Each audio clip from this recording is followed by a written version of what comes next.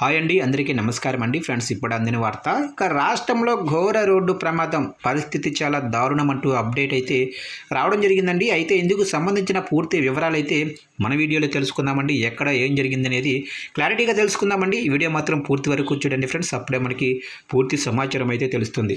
ఇక లేట్ చేయకుండా టాపిక్లోకి వెళ్ళిపోదాము. ఇక హైదరాబాద్ ఔటర్ రింగ్ రోడ్డుపై శనివారం ఘోర రోడ్డు ప్రమాదం చోటు చేసుకుంది.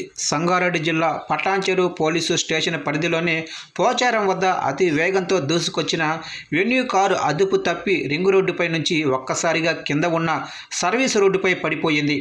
ప్రమాద తీవ్రతకు కారు నుజ్జునుజ్జవగా అందులో ప్రయాణిస్తున్న వారిలో ఇద్దరు అక్కడికక్కడే ప్రాణాలు కోల్పోయారు. ఈ ప్రమాదం జరిగిన సమయంలో కారులో మొత్తం 7 ప్రయాణిస్తున్నారు.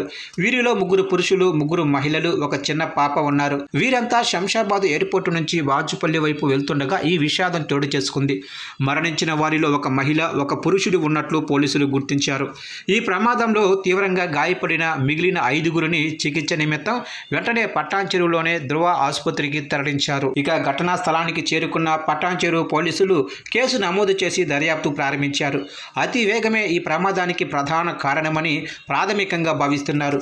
కారు కింద పడ్డ సమయంలో సర్వీసు రోడ్డుపై వేరే వాహనాలు ఏవీ లేకపోవడంతో భారీ ప్రాణ నష్టం తప్పింది.